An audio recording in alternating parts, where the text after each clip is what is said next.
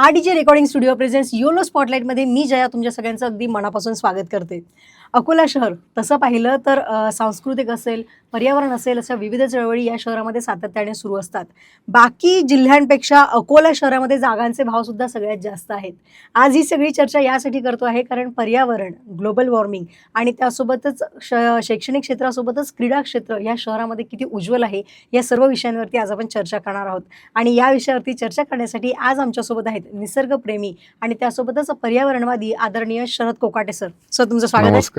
नमस्कार सर, पहिले तर तुमचं नावच शरद आणि त्यात आता जो नेमकाच विक्रम केलेला आहे गणपती बनवण्याचा, शाडू मातीचे गणपती बनवण्याचा, तर मला वाटते की सुरुवात श्री गणेशापासूनच करू. नक्कीच. ही सुरुवात कोणत्या वर्षी झाली, संकल्पना कशी सुचली आणि आता याचं स्वरूप कसं झालेलं आहे? अतिशय साधी संकल्पना होती ती. पर्यावरण आणि संस्कृती ह्या जपण्यासाठी कुठेतरी कार्य केलं पाहिजे. नेमकं घरात मला मुलगी असल्यामुळे तिला या गोष्टींची खूप आवड होती, ड्रॉइंग आणि हे. तर तिला ही आवड कंटिन्यू राहावी म्हणून मी कुठेतरी तिच्यासोबत जाऊन ह्या सगळ्या ॲक्टिव्हिटीमध्ये इन्व्हॉल्व व्हायचो की तिला कंपनी द्यायसाठी मुलगी म्हणून. परंतु नंतर असं जाणवलं की तिच्यात तो गुण पूर्ण उतरलेला आहे. पण म्हटलं ही आपल्या एकट्या मुलीपुरती आवश्यकता नाही आहे. अजून बऱ्याच घरांच्या मुलींमध्ये हा गुण असेल परंतु त्यांना ही कंपनी मिळत नसेल. तर ही संकल्पना घेऊन आपण पुढे जायचं की प्रत्येक शाळांमध्ये किंवा अशा काही ग्रुप्समध्ये किंवा सोशल ॲक्टिव्हिटीमध्ये याला इन्व्हॉल्व करून हा संस्कृती किंवा पर्यावरण वाचवण्याचा एक चांगलं मिशन किंवा त्याला अभियान तयार करायचं. बिलकुल ही संकल्पना. पण सर ही एक खूप मोठी चळवळ आहे आणि समाजात काही पण बदल घडवून आणण्यासाठी खूप अथक परिश्रम करावा लागतो. मला असं वाटतं की हे सहज नाही झालेलं तुमच्यासाठी आणि त्यामागची पार्श्वभूमी कदाचित अशी पण नसेल, कारण की मला वाटते या शहरामध्ये जेवढ्या चळवळी झाल्या असतील, सामाजिक असेल सर, तुम्ही प्रत्येक ठिकाणी इन्व्हॉल्व असता. तर नेमकं कोणत्या कोणत्या क्षेत्राशी तुम्ही जुळून होता? कसं आहे, शहराच्या बद्दल प्रेम असणं हे तुमचं सगळ्यात पहिलं कर्तव्य आहे. एक सामाजिक तुम्ही नागरिक म्हणून जेव्हा ज्या शहरावर तुम्ही जन्म झालेला असतो त्या तुमची जन्मभूमी किंवा कर्मभूमी तिथे जिथे असते तिथं तुमचं त्या शहरावर नक्कीच प्रेम असायला पाहिजे. शहर छोटं असेल, मोठं असेल, मेट्रो सिटी असेल, तो भाग वेगळा आहे. परंतु आज अकोल्यासाठी काही लागलेल्या गोष्टींचे कलंकच होते की अकोला धुळीचं शहर आहे. अकोला खूप उष्णतेचं शहर आहे. जगात उष्णतेत सगळ्यात जास्त अकोला शहराचं नाव आहे. अशा परिस्थितीमध्ये हा लागलेला कलंक आम्हीच काही आमचे मित्र परिवारातले काही लोक किंवा आपल्या शहरातले काही लोक तो व्हिडिओ किंवा तो फोटो किंवा तो मेसेज व्हायरल करायचे की आज अकोला जगात सर्वात जास्त तापमान असलेली सिटी. दुर्दैव वाटते या गोष्टीचं. तर याला कुठेतरी थांबवायसाठी एक छोटासा केलेला प्रयत्न होता तो की कसं होतं की ते एका दिवसात तर होणार नाही पण एक दिवस नक्की होईल या विश्वासावर आम्ही ती केलेली संकल्पना होती आणि चांगलं अकोलेकरांनी चांगलं यश दिलं त्याच्यात. क्या बात आहे सर. पण याच्यासोबत अजून बाकी चळवळी पण आहे, जसं वृक्षारोपणाचं तुमचं जे कार्य आहे हे सातत्याने सुरू असतं. तर नेमकं याच्यासाठी किती लोकांचा तुमचा ग्रुप आहे, कशा पद्धतीने ह्या वृक्षारोपणाची सुरुवात झाली? कारण तुम्ही जे बोलले तापमानाच्या बाबतीत अकोला खरंच भयंकर तापलं जातं, पण बाकी शहरांच्या तुलनेने अकोला शहरामध्ये तुम्हाला वाटलेला लॅकुना काय वाटतो? अकोला शहराच्या बाबतीत सांगायचं झालं तर तसं पाहिलं तर जिओग्राफिकली अकोला शहर अतिशय चांगलं शहर आहे. म्हणजे थोडंसं इतिहासात जर का जाऊन अकोला शहराबद्दल पाहिलं तर 1952 साली अकोल्यात विमानतळ तयार झालेलं आहे. म्हणजे या शहराची प्रसिद्धी काय असेल. आणि मी नेहमी सांगत आलेलं आहे की जे शहरातून नदी वाहते ते शहर नक्कीच एक उत्पन्नाचं किंवा एक आर्थिक स्रोताचं सगळ्यात चांगलं माध्यम असू शकते की जिथे पाणी उपलब्ध आहे तिथे पैसा नक्कीच आहे. परंतु कालांतराने काय झालं की आपलं ह्या सगळ्या गोष्टींकडे इन्फ्रास्ट्रक्चर डेव्हलपमेंटमध्ये आपण ज्या गोष्टींनी पुढे गेलो ॲट द सेम टाईम आपण पर्यावरणाकडे खूप जास्त दुर्लक्ष केलं गेलं आणि त्याचे परिणाम म्हणजे आता आपल्या अकोला शहराची मोरणा माय जे म्हणतो आपण तिला मोरणा नदी एवढी चांगली वाहती आम्ही लहानपणी पाहिलेलं आहे तिला. तर त्या पाण्याचे रिसोर्स संपल्यानंतर त्या पाण्यावर चालत असणारी बिडलासारखी कंपनी होती. लहानपणी आम्ही पाहायचं की लहान पुलावरून त्याचं पाणी लिफ्ट करून स्टेशनवरती बिर्ला कंपनीचा प्लांट आजच्या 50 वर्ष आधी बिर्ला कंपनी अकोल्यात होती. या गोष्टीचा आम्हाला गर्व असायला पाहिजे होतं की तिथलं पाणी मोरणा नदीच्या पाण्यावर बिर्ला कंपनी चालायची. आज अशी परिस्थिती आहे की त्या फॅक्टरीज किंवा नवीन इन्व्हेस्टमेंट किंवा नवीन काही येत नाही आहे अकोल्यात, तर या सगळ्याच्या मुळाशी आहे कारण एक तर पर्यावरण आणि दुसरं पाण्याचे रिसोर्स. बरोबर. रिसोर्स आपण खूप गमावले, खूप वेस्ट केले पाणी. बिलकुल. सर, आपण आता मोरणा मायाविषयी बोललो तर नेमकं अकोल्यामध्ये सुद्धा मोरणा महोत्सवाच्या निमित्ताने मोरणा स्वच्छता अभियान सुरू झालं हो होतं. हो ही संकल्पना तुम्ही मांडलेली होती. हो. तर त्याच्याविषयी आम्हाला सगळ्यांना जाणून घ्यायचंय. काय होतं की जरी ती वर्षभरातून 2दा-3दा जरी वाहत असेल, पुराच्या पिरियडमध्ये जरी वाहत असेल, परंतु अकोल्यातून जो आउटलेट्स आहेत, अकोल्यातले जे ड्रेनेजचे जे आउटलेट्स होते ते ऑलमोस्ट सगळे त्या मोरणेशी कनेक्ट केलेले होते. बापरे. तर ॲट द सेम टाइम काय झालेलं होतं की प्लास्टिकचा वापर जो वाढलेला होता ना आणि डम्पिंग ग्राउंडची व्यवस्था नव्हती. अशा परिस्थितीमध्ये बऱ्याचदा काय करायचं की कॉर्पोरेशन हा कचरा नेऊन महानगरपालिकेच्या गाड्या बऱ्याचदा किंवा काही ॲक्टिव्हिटीज लोक जे होते ते नेऊन तो कचरा आपला मोरणा नदीत नेऊन टाकून द्यायचा. त्याच्यामुळे प्लास्टिक एवढं डंप झालेलं होतं तिथे. त्याचा परिणाम पूर्ण शहरात रोगराईचं एक नवीन उच्छाद माजलेला होता बिलकुल. की शहरात एक रोगराईसाठी प्रसिद्ध झालेलं होतं की सगळे आपले सरकारी दवाखाने इकडे तिकडे भरलेले, डेंग्यूची साथ आलेली आहे, चिकनगुनियाची साथ आलेली आहे. अशा आजारांवर कुठेतरी एक जनजागृती व्हावी की आपल्या आजूबाजूचा परिसर हा स्वच्छ ठेवावा. त्या उद्देशातून मोरणा नदी सुरुवात करायची, म्हणजे जेणेकरून भविष्यात त्यांच्या बाजूला जरी मोरणा वाहत नसेल पण ती डबके साचणे वगैरे जो प्रकार आहे तो कमी होईल, हे त्याच्या मागची संकल्पना होती. सर, पण या चळवळीनंतर काय बदल त्याच्यामध्ये घडला? त्याच्यात बदल खूप लवकर तर काही त्याला यश मिळण्यासारखं नव्हतंच, ते अपेक्षितच होतं. लोकांचा सहभाग मात्र चांगला मिळाला होता, बिलकुल. अवेअरनेसही सुरू झालं. परंतु दुर्दैवानं असं सांगावं लागतं की या सगळ्या जो पर्यावरणाचा ऱ्हास झाला त्याच्यासाठी म्हणजे एक साधारण आता जे 40, 50 किंवा 60चे जे लोक आहेत ना, मी तर म्हणतो हे तेच लोक जबाबदार होते ज्यांनी प्लास्टिकचा जास्त वापर केला. अजूनही त्याच्यावर पाहिजे तसं नियंत्रण नाही मिळवलं गेलं. बिलकुल. प्रशासन आपल्या मर्यादेपुरतं काम करते. प्रशासनावर बाकी गोष्टींचे नियमाचे सगळ्याचे बंधन आहेत. वेंडर्स लोक जे आहेत रस्त्याच्या बाजूला विक्रेते बसलेले आहेत, त्यांची एक समस्या वेगळीच आहे की त्यांच्याकडे भाजीपाला विकायचा असेल तर त्यांना कॅरी बॅग ठेवावंच लागते. बिलकुल. त्याच्याशिवाय तुम्ही बॅग दिली नाही तर ती भाजी विकल्या नाही जात, अशी त्यांची कंप्लेंट आहे.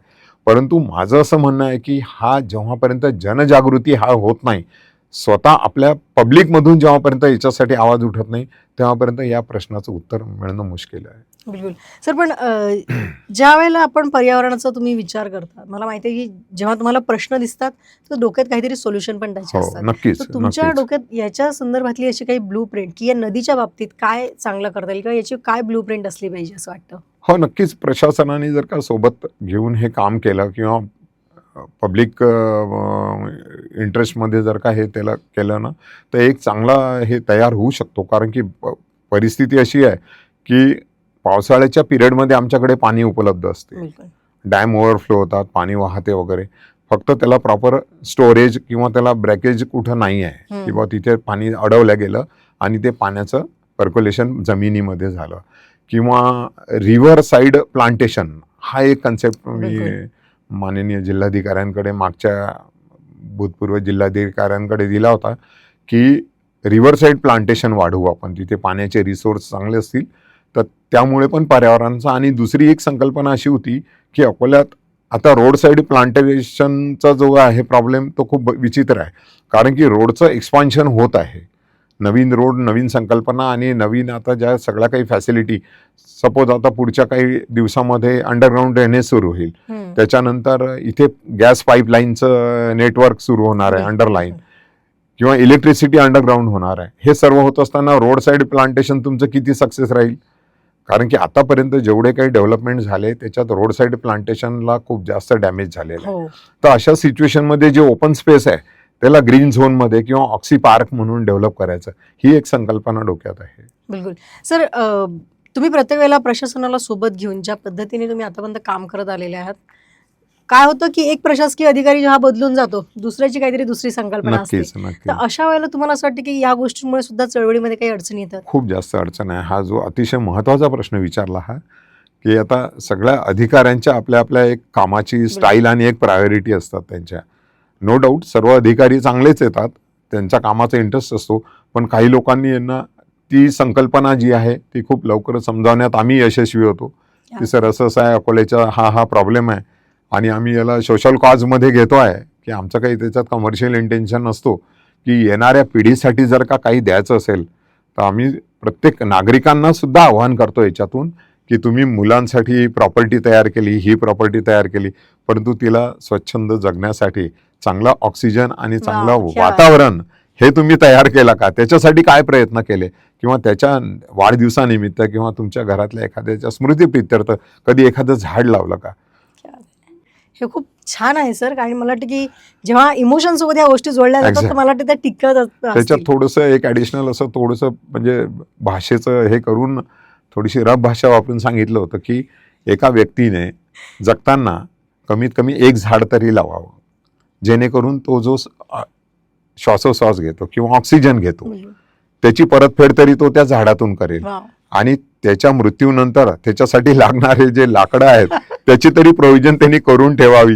तेवढी तरी एक सार्थ अपेक्षा आहे त्याच्याकडून, की कमीत बिलकुल. कमी की त्यांनी कमीत कमी तो तरी स्वतःच पुरता विचार करायचा, की बाबा मला लागणारा ऑक्सिजन आणि मी गेल्यानंतर लागणारे लाकडं लाकडं. तेवढ्यासाठी मी एक झाड लावलेलं आहे. एवढ्या दुर्दैवी गोष्ट आहे ती, पण बिलकुल, बोलावं बिलकुल. लागते आता Yes. लोकांना.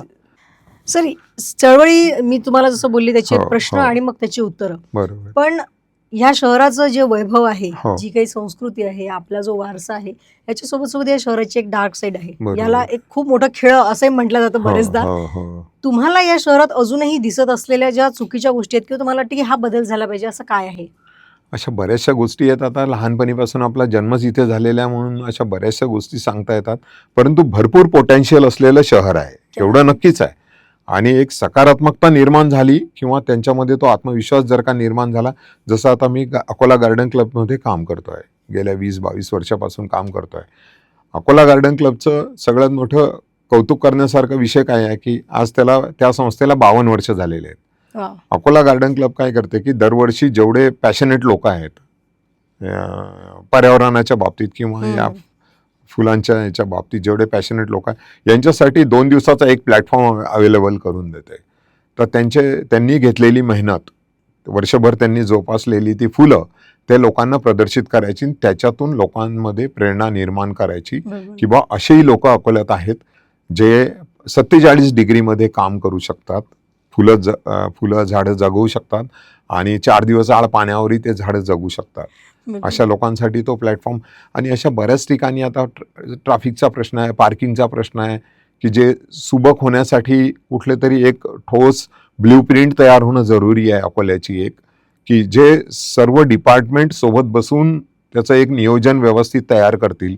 तर मी नक्कीच याच्यासाठी अकोल्यातले जे काही राजकारणातले आहेत त्यांना रिक्वेस्ट करेल किंवा त्यांना असं विनंती करेल, की एकदा तुम्ही बसून शहराच्या विकासासाठी काय आवश्यक आहे किंवा कशा प्रकारे याला करता येऊ शकते त्याच्यात सगळं नियोजन पूर्ण त्याच्यात करता येऊ शकते. चांगलं बिलकुल. आहे. सर, काय होतं ना की ह्या ज्या चळवळी, स्वच्छता अभियान असेल हो, किंवा हो, बाकी गोष्टी हो. असतील, तुम्ही प्रत्येक वेळेला चळवळ उभी करून लोकसहभाग त्याच्यामध्ये नोंदवून घेता. हो, पण बरेचदा असं पण असतं की याची प्रोव्हिजन कुठेतरी प्रशासनात किंवा शासनात असते. असतेच. तर त्याच्यावरती कधी ताशेरे का नाही ओढले जाते? खूप दुर्दैवाची गोष्ट आहे ही, की अकोल्याची परिस्थिती कचऱ्याच्या बद्दल एवढी विचित्र झालेली आहे. त्याच्यात आता काही आमूलाग्र बदल होऊन चांगलं होत आहे.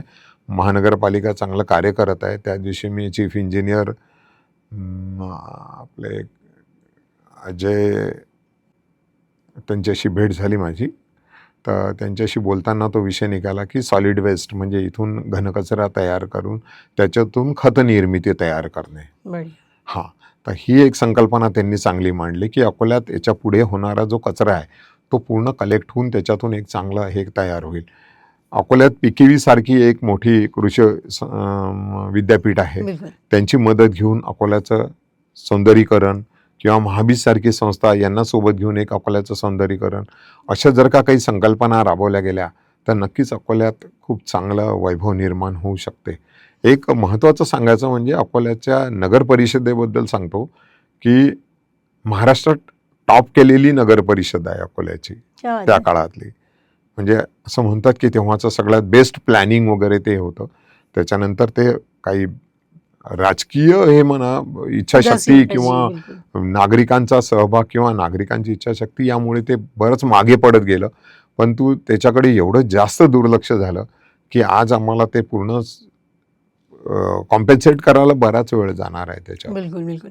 सर, तुम्ही ज्या वेळेला शाडूमाती गणपतीसारखे कार्यक्रम घेता किंवा मग प्लास्टिक बॅनवरती तुम्ही चळवळी उभ्या करता, अशा ह्याच्यामध्ये जे छोटे व्यापारी, विक्रेते आहेत, हो, जसं हो. तुम्ही शाडूमाती गणपती हो. बनवलं तर त्यांच्या मूर्त्या कुठे विकल्या जातील? हो, हो. ही पण एक तुमच्याकडे तक्रार येत असेल. बरोबर. प्लास्टिक बंदी करत असाल तर भाजीपाला, जसं तुम्ही म्हटलं की हो, त्यांच्याकडची हो, भाजी हो. कोण घेणार?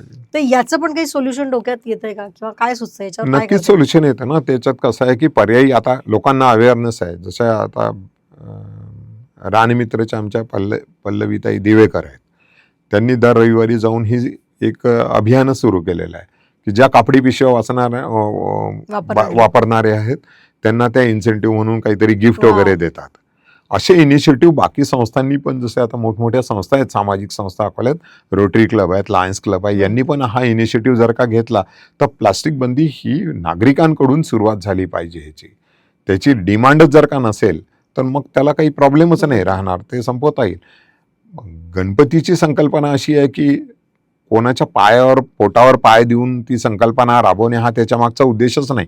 आधी पण कधी प्लास्टर ऑफ पॅरिसचे गणपती नव्हते, मातीचेच गणपती होते, तेव्हा पण सगळेजण साजरे करत हो. होते. आता त्याला काय झालेलं आहे की लोकांच्या अपेक्षा पण वाढलेल्या आहेत. लोकांना सुंदर सुबक गणपती पाहिजे आहे.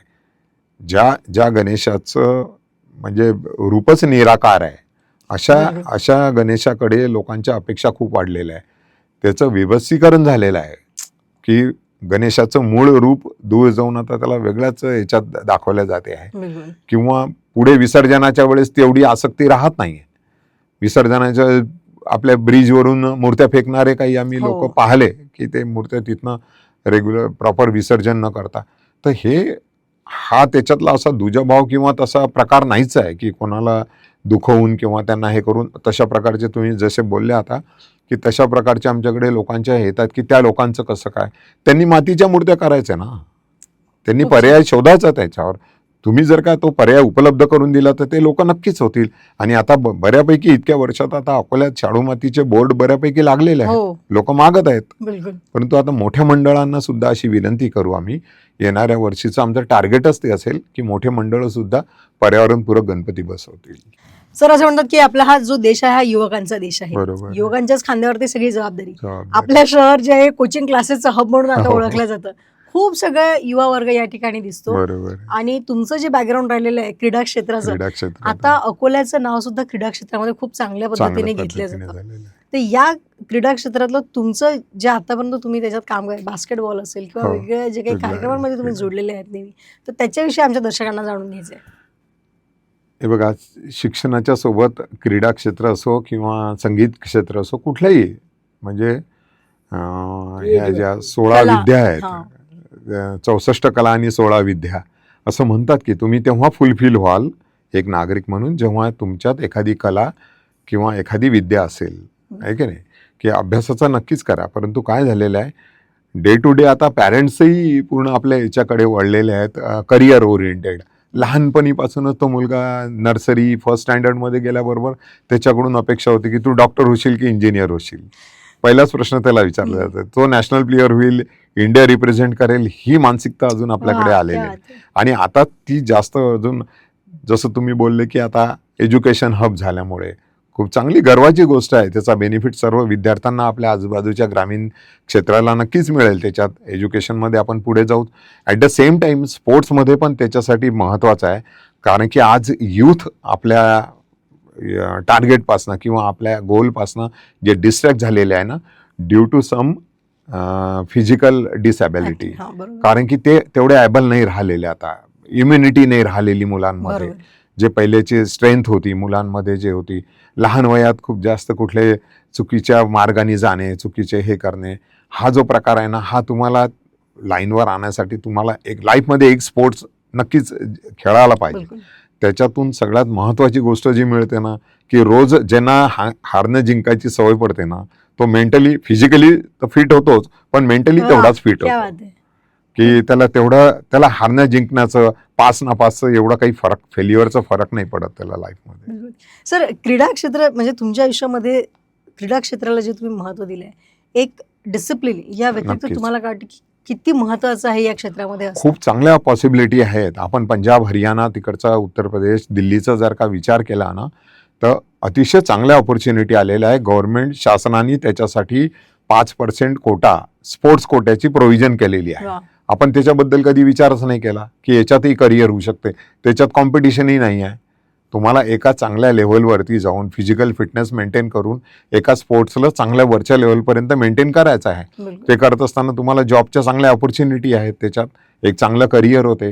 आता नवीन खेलो इंडिया जी स्कीम आलेली आहे, हो. त्या खेलो इंडियामध्ये सगळ्या ग्रामीण विभागापासून तर शहरी विभागापर्यंत आणि आदिवासी विभागापर्यंत सगळ्यांना त्याच्यात समाविष्ट करण्यात आलेलं आहे. अतिशय चांगली संकल्पना भारत सरकारकडून आलेली आहे.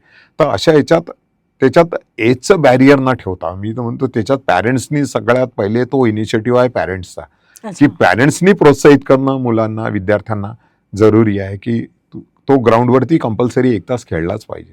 बिलकुल. त्याची इम्युनिटीच्या हिशोबाने आणि बाकीच्या ज्या क्वालिटीज आहेत ना, त्या डेफिनेटली त्याच्या डेव्हलप होतील. सर, तुम्ही जसं म्हटलं पेरेंट्सनी प्रोत्साहित करायला पाहिजे, तर आता तुम्हाला परिस्थिती सध्या जे काही तुम्ही बघत आहात शहरामध्ये, तर असं तुम्हाला दिसतंय का की त्या बाजूला वळतायत? हो, हो, नक्कीच. आता एक गर्वाने सांगायसाठी आवडेल असं, की आम्ही इथे RDG पब्लिक स्कूलला एक इथे बास्केटबॉल सेंटर सुरू हम्म. केलेलं आहे. अतिशय चांगला रिस्पॉन्स आहे. मी तिथे बऱ्याचदा कार्यक्रमाला जातो तेव्हा त्या विद्यार्थ्यांपेक्षा त्या पॅरेंट्सचं जास्त कौतुक करतो की बा तुम्ही त्या मुलांना प्रवृत्त केलं खेळायसाठी. Yes. जगातला सेकंड फास्टेस्ट गेम खेळायसाठी त्याला प्रवृत्त केलेला आहे क्या? तुम्ही, की त्याला कम्प्युटर, मोबाईल, लॅपटॉप याच्या दूर ठेवून त्याला 1 तास 1.5 तास कुठल्या तरी फिजिकल ॲक्टिव्हिटीमध्ये त्याला Yes. इन्व्हॉल्व केलेलं आहे. तर नक्कीच असं बऱ्याचशा ग्राउंडवरती आता सुरुवात झालेली आहे त्याची. परंतु तरी प्रमाण हे खूप कमी असं आहे वाटते, की आताच्या सध्याच्या सिच्युएशनमध्ये मुलं जेवढे कॉम्पिटिटिव्ह त्यांच्या नो डाऊट त्यांनी त्यांच्या करिअरमध्ये ह्या गोष्टी व्हायलाच पाहिजे. पण नॉट नेसेसरी की नुसतं अकॅडमिकच तो फुलफिल झाला पाहिजे. बिलकुल. कारण की भविष्यात येणारे जे चॅलेंजेस आहेत ना, ते खूप वेगळ्या प्रकारचे आहेत. त्यांना पहिले मेंटली आणि फिजिकली फिट होणं खूप आवश्यक आहे. बिलकुल. सर, अकोला शहरामध्ये अजून कोणते खेळ तुम्हाला दिसत आहेत की जे प्रामुख्याने सध्या खेळले जातात किंवा ज्याच्याकडे लोकांचा कल जातो आहे? बॉक्सिंगमध्ये अच्छा. हां, मी गर्वाने नाव घेईल सतीश भट सरांचं. त्यांनी अकोल्याचं नाव आंतरराष्ट्रीय दर्जावर पोहोचवलं. क्या बात आहे. खूप चांगली गोष्ट आहे. दुसरी गोष्ट क्रिकेट. अकोला क्रिकेट असोसिएशननी विदर्भासाठीच नव्हे तर आता IPL पर्यंत आपले अकोल्याचे विद्यार्थी हो, तिथे पोहोचलेले आहेत. बिलकुल. खेळाडू तिथे पोहोचलेले आहेत. खूप चांगला परफॉर्मन्स करतात. एक खेळाडू म्हणून आमच्यासाठी गर्वाची गोष्ट आहे. आमच्याच खेळातून असले पाहिजे नाही आहे. सर्व खेळांचा विचार बिलकुल. करून एक खेळाडू म्हणून, एक स्पोर्ट्समन म्हणून, एक स्पोर्ट्समन स्पिरिट म्हणून आम्ही जेव्हा अकोल्याचा विचार करतो ना, तेव्हा सगळ्या खेळातून ही जागृती किंवा हा यायला पाहिजे. जुन्या शहरासारख्या याच्यात राजूभाऊ गोतमारे आहेत.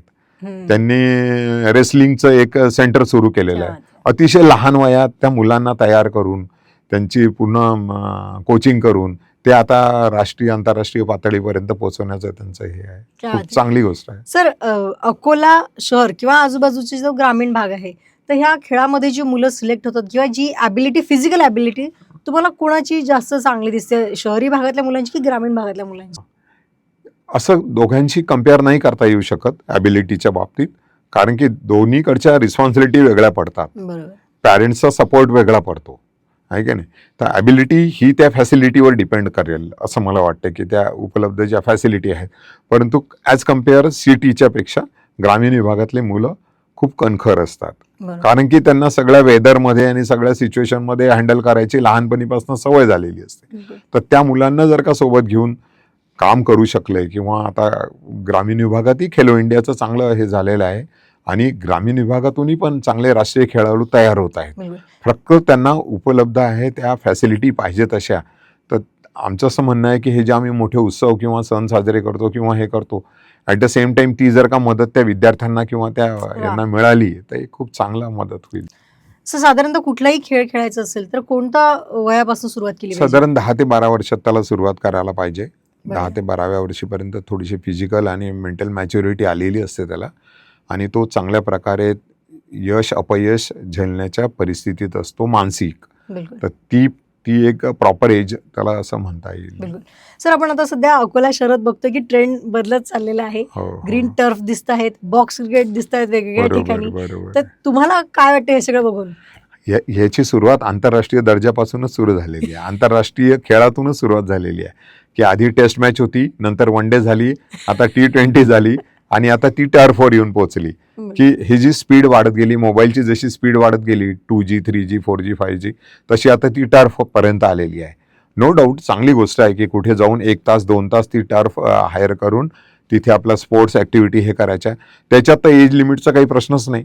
आणि मी तर म्हणतो जे रिटायर्ड झालेले पर्सन असेल त्यांना स्पेशली आव्हान करेल की घरात एक्झरसाईज आणि हे केल्यापेक्षा बाहेर निघा आणि मनसोक्त खेळा. क्या बात. आवडीचे खेळ जे काय राहिलेले असतील, असं लाईफमध्ये कधी तो विचार करूच नका की लाईफमध्ये हे राहून गेलेलं आहे. रिटायरमेंट नंतर प्लॅन करून घ्या की आयुष्यात पुढे अजून मला आता इथून सुरुवात झालेली आहे आयुष्याची. सेकंड इनिंग जी आहे सेकंड इनिंग ते खूप चांगली एन्जॉय करू Yes, शकतात front foot कारण की वरती. ऑलमोस्ट सगळ्या लायबिलिटी आटोपलेल्या असतात बिलकुल आणि छान त्याला एन्जॉय करू शकतात ते लोक. बिलकुल. सर, आपण वेगवेगळ्या विषयांवरती बोललो. पर्यावरण असेल, त्याच्यानंतर हा. प्लांटेशन असेल, पण सेम टाइम एक एअर पोल्युशन जो विषय हो, आहे हा हो. सगळीकडे आहे. बरोबर. म्हणजे तुम्ही जसं म्हटलं युवकांचा देश आहे, पण गणपती असो, देवी असो, हो, वाजत हो. गाजत नेलं जातं, डीजेज लावले जातात. तर एक आनंद साजरे करण्याचा हाही प्रकार आहे. प्रकार आहे. बरेचदा तुमच्यासारखे ऍक्टिव्हिस्ट लोक म्हणतात की याला थोडासा आळा घाला वगैरे. मग हे थोडंसं एक आमच्या युथला न रुचणारी बाब असते. पण मग याचा पर्याय काय आहे?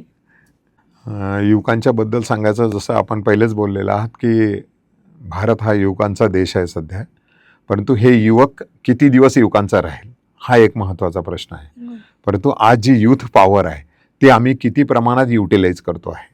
एखाद्या सामाजिक कार्यात किंवा कुठल्याही नेशन बिल्टअप व्ह्यूमध्ये जर का पाहिलं की देश उभारणीत आमच्या युवकांचं कॉन्ट्रीब्युशन काय असायला पाहिजे. नो डाऊट जेवढे सण किंवा आपले भारतीय सण आहे हे साजरे केल्याच गेले पाहिजे, संस्कृती जपल्याच गेली पाहिजे. पण हे करत असताना जी विभत्सपणा किंवा त्याच्यात जो एक स्पर्धात्मक हे आलेली आहे त्याच्यापासून थोडंसं युवकांनी अलर्ट असायला पाहिजे. कारण की आता परिस्थिती अशी झालेली आहे की फॉर एक्झाम्पल डीजेचा आवाज किती डेसिमल असायला पाहिजे, तो त्या डेसिबलला क्रॉस करून जात असेल. आता आपण ऐकलेलं आहे की पुणे आणि मुंबईसारख्या सिटीमध्ये 17 ते 18 लोक कानानी परमनंट हे झालेले आहे बापरे. की त्यांना इंजुरी झाली कानाची, ते काही आयुष्यभर ऐकू नाही शकणार. अशा परिस्थितीमध्ये तुमच्या या सगळ्या एन्जॉयमेंटमुळे नागरिकांना त्रास होतो, या गोष्टीचं नक्कीच भान असायला पाहिजे. शरद कोगाटे हे नाव ऐकलं की लोकांना लक्षात येते छाडूमातीचे गणपती, आणि आपण त्याच्यापासूनच सुरुवात केली होती आपल्या कार्यक्रमाची.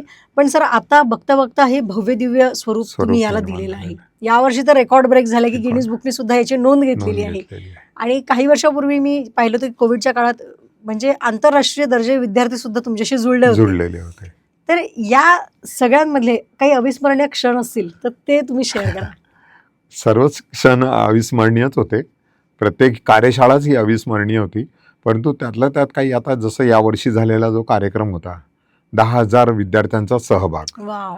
तर तो एक नक्कीच लंडन बुक ऑफ वर्ल्ड रेकॉर्डमध्ये त्याची नोंद झाली. एक कुठेतरी मनाला अतिशय सुखद आणि एक स्वर्ण क्षण म्हणता येईल त्याला, की अतिशय चांगली संकल्पना ती राबवल्या गेली.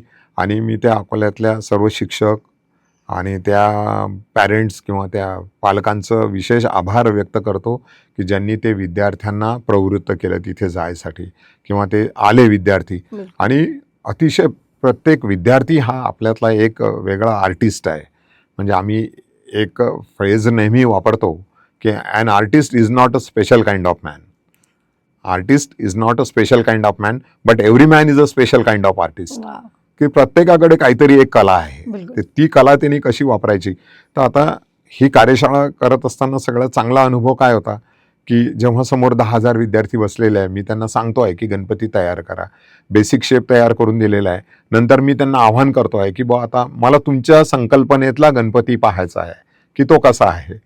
ॲट द एंड ते सर्व मूर्त्या कंप्लीट झाल्यानंतर कुठलाच गणपती कुठल्या मूर्तीशी मॅच नव्हता होत. वाव. हे सगळ्यात मोठं अचिव्हमेंट राहते या कार्यशाळेमध्ये की त्या मुलांच्या स्वतःच्या ज्या संकल्पना आहेत, इव्हन दो आता मागे मी जसं सांगितलं की त्या मुलांना करंट अफेअरवरती आणि सध्याचे जे काही करंट प्रॉब्लेम आहे त्या सिच्युएशनशी रिलेटेड सुद्धा ते गणपती तयार करून त्या देखाव्याच्या माध्यमातून किंवा त्या सिनेरीच्या माध्यमातून किंवा एखादा मॅसेजच्या माध्यमातून ते तशी क्रिएटिव्हिटी त्या मुलांमध्ये आहे.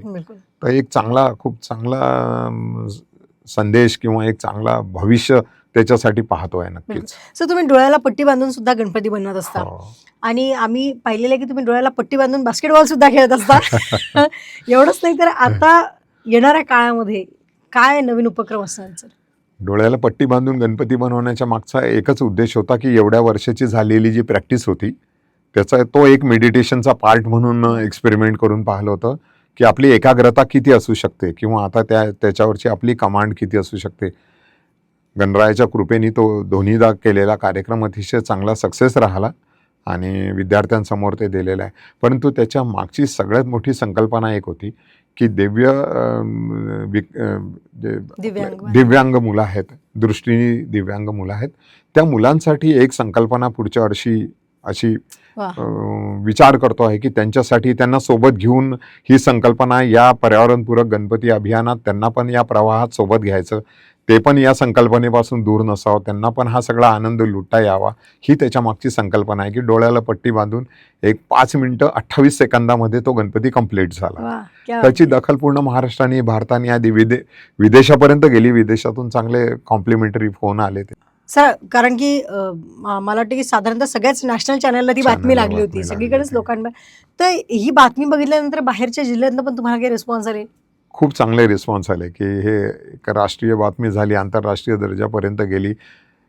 आपले काही इथनं पर्यावरणपूरक गणपतीचे जे काही विद्यार्थी होते त्यांनी तो सण किंवा ती संकल्पना, ते अभियान तिथे कसं राबवलं, तिथनं कॅनडामधून, दुबईमधून, अमेरिकेतून त्यांनी ती संकल्पना. आता येणाऱ्या वर्षी एक मलेशियातून ऑफर आलेली आहे किंवा सर तुम्ही इथे या, कार्यक्रम आयोजन करा. काही तिथे महाराष्ट्र मंडळ आहेत दुबईमध्ये, त्यांनी पण एक रिक्वेस्ट केलेली आहे की सर ही संकल्पना इथे घेऊन या, आम्हाला सुद्धा ही सगळी संकल्पना आवडलेली आहे, आम्ही इथे हा कार्यक्रम आयोजित करतो. तर अकोल्याचं नाव कुठेतरी सकारात्मक याच्यात एक नोंद होते आहे किंवा एक ट्रेंड सेट आपण करतोय अकोल्यासाठी. आणि याच्यात मुलांचा खूप जबरदस्त प्रचंड प्रतिसाद मानावा लागेल की मुलं इतक्या उत्साहाने येतात त्या सगळ्या याच्यात. आणि सगळ्यात आवर्जून एक सांगावं लागेल की तो गणपती खरोखर ते बसवतात घरी.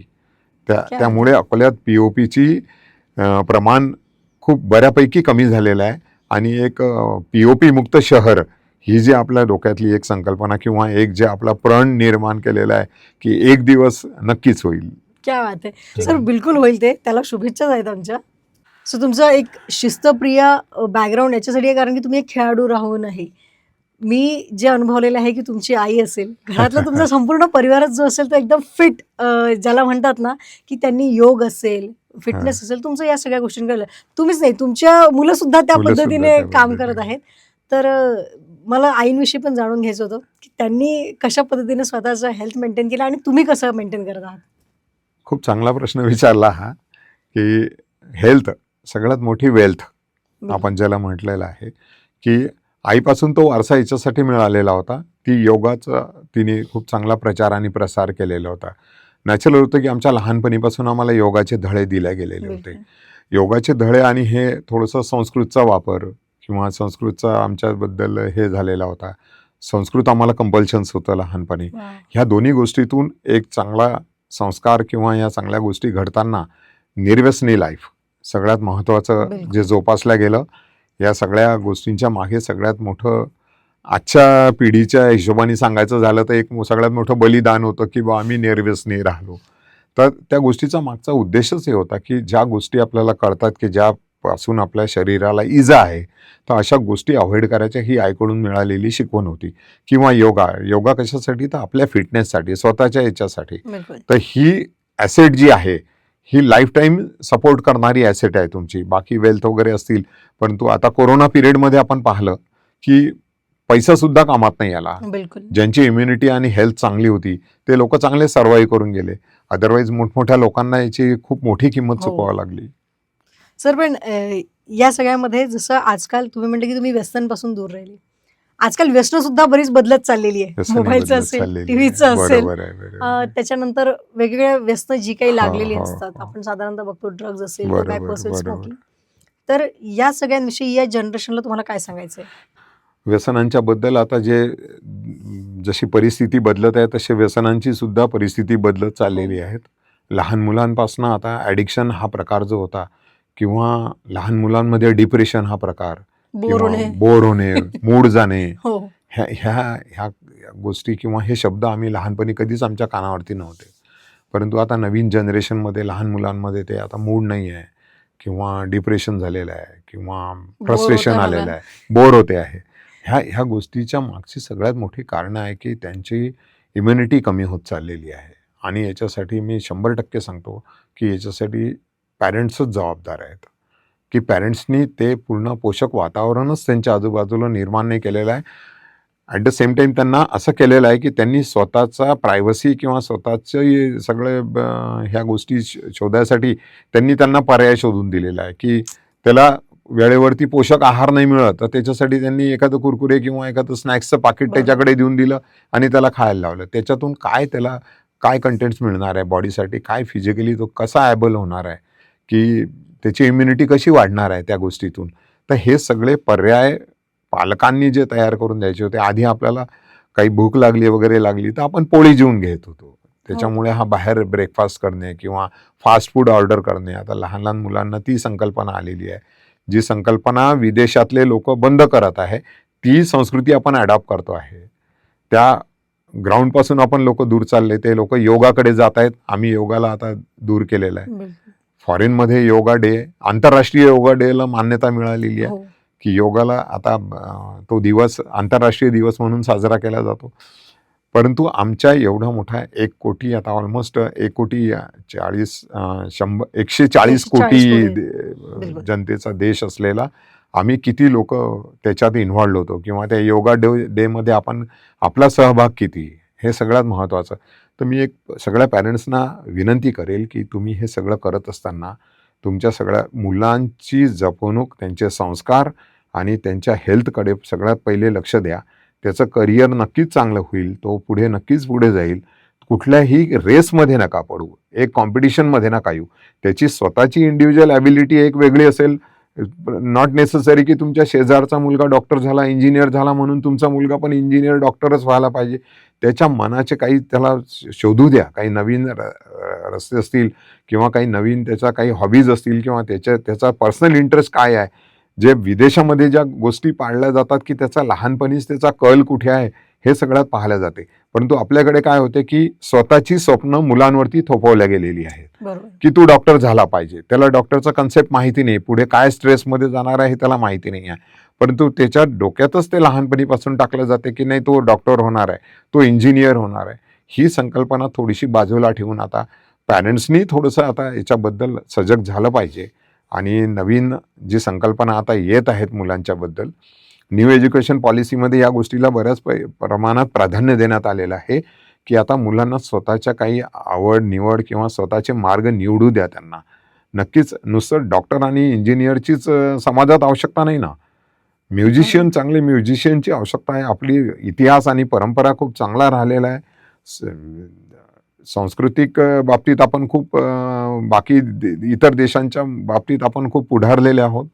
तर मग हे संगीत आहे किंवा चित्रकला आहे, अगदी बरोबर. अशा क्षेत्रातही त्या लोकांनी पुढे जायला पाहिजे. बिलकुल. सर, आता आपण हळूहळू 5G पर्यंत आलेलो आहे. हो, स्पीड हो. वाढत चाललेली स्पीड आहे. वाढत चाललेली आहे. लोकांची पण स्पीड वाढत चाललेली स्पीड आहे. वाढत पण या चाललेली सगळ्यामध्ये कुठेतरी संयम संपत संयम चाललेला आहे. चाललेला आहे. आणि याचे काय दुष्परिणाम तुम्हाला दिसतात किंवा काय याचं सोल्युशन तुम्हाला बघता येईल? खूप जास्त दुष्परिणाम होत आहेत याचे. लहान मुलांपर्यंत जसं मी सांगितलं की तिला घरच्या स्त्रीला जर का एखादं काम करायचं असेल आणि लहान बाळ असेल तर ती डायरेक्ट त्याच्या हातात मोबाईल देऊन देते. त्याच्या वयाचा विचार न करता त्याच्या काय साईड इफेक्ट त्याच्यावरती होत असतील, परंतु त्याला लहानपणीपासूनच ॲडिक्शन करण्याचं कामच हे पॅरेंट्स करत आहेत. त्याला फूडसाठी जसं आपण आधी बोललो की बा जेवणासाठी काही पर्याय होत नसेल तर त्याला कुरकुरे किंवा वेफर्स वगैरे असं देऊन त्याची भूक जी आहे, जे बाकी सगळ्या गोष्टींचे न्यूट्रिशियस फूड त्याला मिळायला पाहिजे, अगदी बरोबर. ते मुळीच मिळत नाही आहे.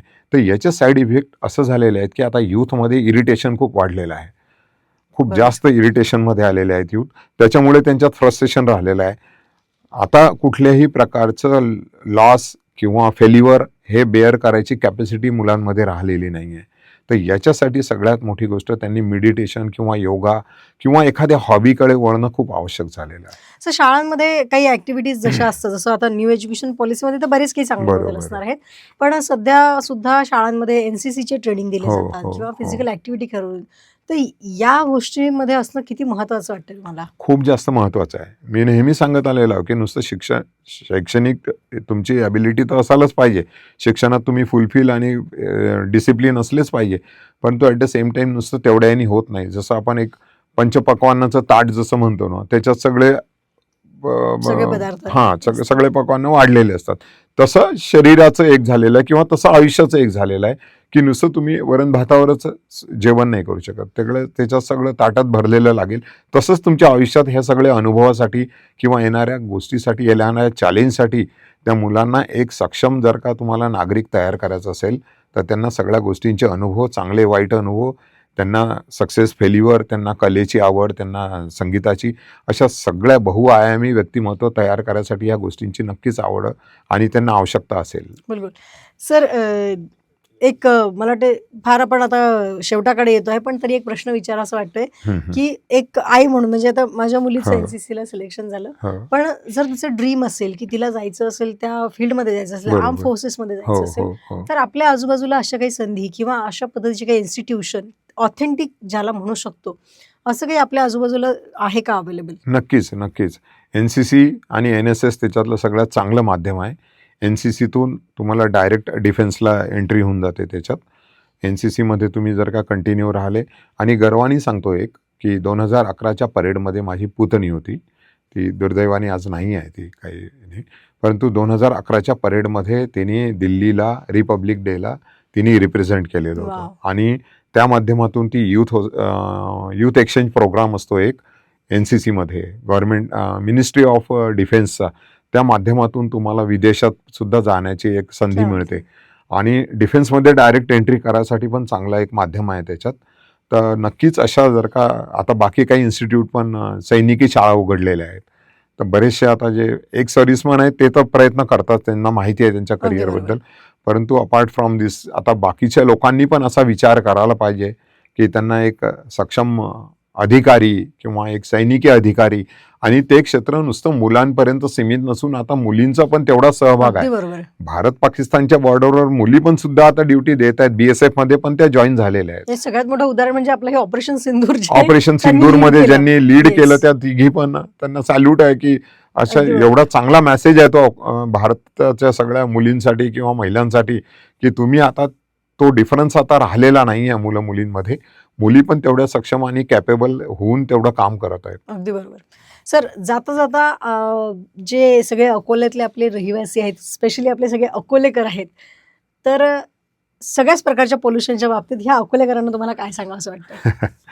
अकोलेकर, सगळ्यात पहिले तर अकोल्यावर खूप जास्त प्रेम करा. ज्या शहराने आपल्याला जन्म दिलेला आहे आणि ज्या शहरात आपण आपलं चरितार्थ किंवा सगळं भागवतो आहे, स्वच्छतेकडे लक्ष द्या.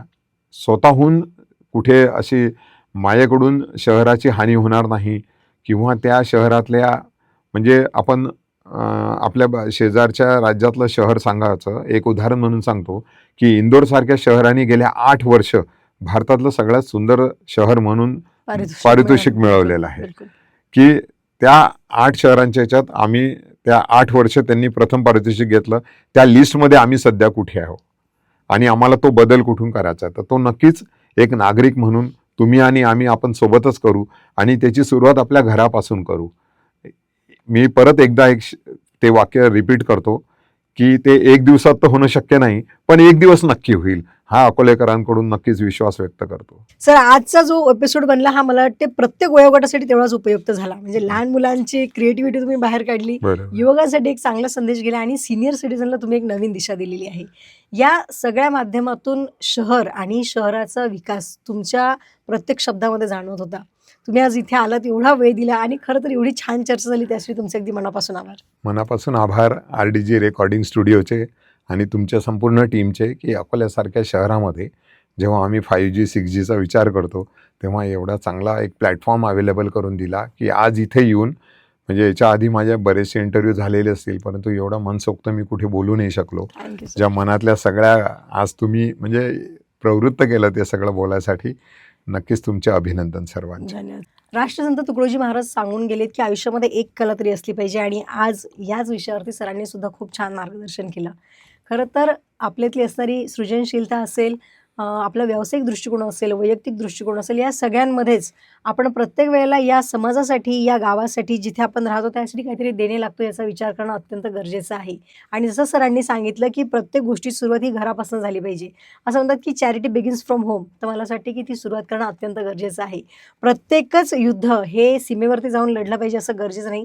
देशसेवा ही योग्य वेळी टॅक्स पे करून, रस्ता घाण न करता, स्वच्छ ठेवून या पद्धतीने सुद्धा देशसेवा करता येऊ शकते. याच सगळ्या गोष्टींवरती आजचा एपिसोड आम्ही संपवत आहोत. पण दर्शकांनो, जाता-जाता एवढंच सांगेल, की आज जसं सर सांगून गेले तसं आपल्या आजूबाजूला स्वच्छता ठेवा, नेहमी आनंदी राहा, सकारात्मक विचार घेऊन चला आणि आपल्या मुलांना सुद्धा सकारात्मक विचार द्या. परत भेटूया नवीन भागामध्ये, नवीन व्यक्तीसह आणि नवीन विचारांसह. तेव्हा बघत राहा RDG recording studio presents YOLO spotlight. धन्यवाद.